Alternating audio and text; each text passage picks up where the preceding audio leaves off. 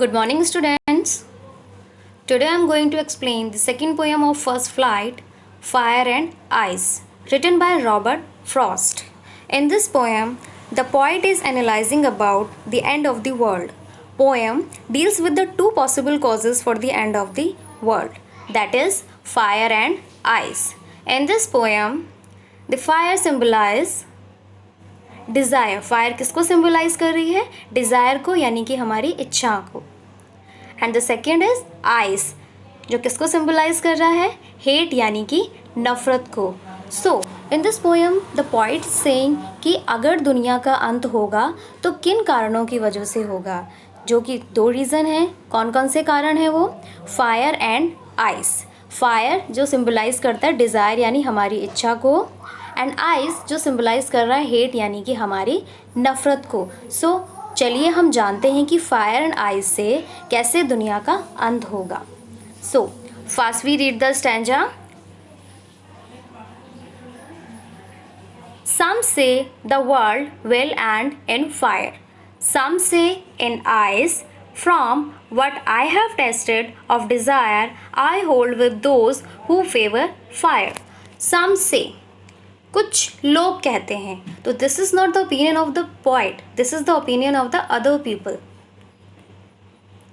कि जो वर्ल्ड है वो ख़त्म होगा फायर की वजह से. फायर की वजह से यानी कि हमारी इच्छाओं की वजह से. सम से इन आइस, कुछ लोग कहते हैं कि आइस की वजह से दुनिया का अंत होगा. From what I have tested, मैंने क्या एक्सपीरियंस किया है कि जो दुनिया का अंत है, मैं उन लोगों के साथ हूँ जो ये कह रहे हैं जो दुनिया का अंत है वो डिज़ायर की वजह से होगा, यानी कि इच्छा की वजह से होगा. नाउ अब इच्छा की वजह से दुनिया का अंत कैसा होगा, आप सभी को मैं एक छोटी सी स्टोरी बताती हूँ जो आप सभी ने सुनी भी होगी. एक पर्सन होता है जिसके पास एक हैन होती है, और वो जो हैन है वो डेली एक सोने का अंडा देती है. तो इससे क्या होता है कि वो जो पर्सन होता है वो बहुत हैप्पी होता है और उसकी जो लाइफ है बहुत अच्छी चल रही होती है.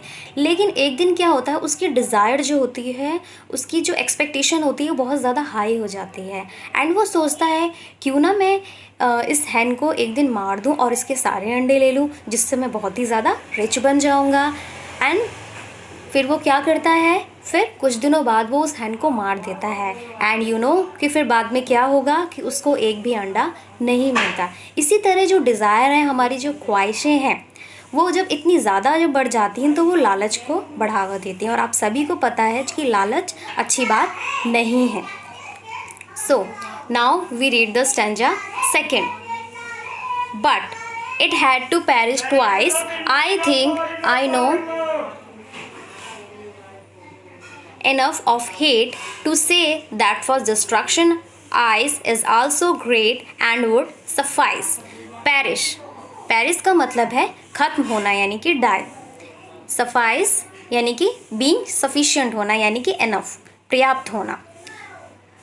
अब मुझे क्या लगता है, यानी कि पॉइंट बोल रहे हैं कि मैं तो उन लोगों के साथ हूँ जो कहते हैं ये जो दुनिया है वो फायर की वजह से ख़त्म होगी. लेकिन अगर दुनिया को दोबारा ख़त्म होना हुआ तो वो किसकी वजह से होगी? हेट की वजह से होगी. और हेट को पॉइंट ने किससे सिंबलाइज किया है? आइस से.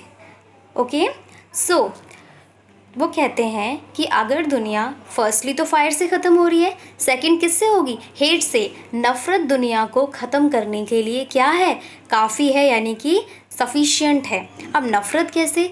आप सभी को पता है कि एक दूसरे के प्रति अगर हमारे मन में नफ़रत की भावना होती है तो कहीं ना कहीं हम क्या हो जाते हैं, बहुत ही ज़्यादा परेशान हो जाते हैं, जो स्ट्रेस को बढ़ावा देते हैं. एंड जो हमारी जो स्पीड है, जब हम आगे बढ़ रहे होते हैं तो वो कहीं ना कहीं रुक जाती है. सो जो दुनिया है जो ख़त्म होने हैं वो किससे है? या तो फायर से या आइस से. तो हम सभी को एक दूसरे के प्रति नफ़रत नहीं रखनी चाहिए, हमें एकता का प्रतीक देना चाहिए. एज़ यू नो, यूनिटी में ही एकता होती है. सो आई होप आप सभी को ये पोएम समझ आई होगी. Thank you so much. Now it's a homework for all of you. आप सभी इस पोएम की समरी लिखेंगे अपनी नोटबुक में. एंड मैं आपसे जानना चाहती हूँ कि डू यू एग्री, आप सहमत हैं पॉइंट से कि जो ये दुनिया है वो फायर एंड आइस से ख़त्म होगी या नहीं? Answer me.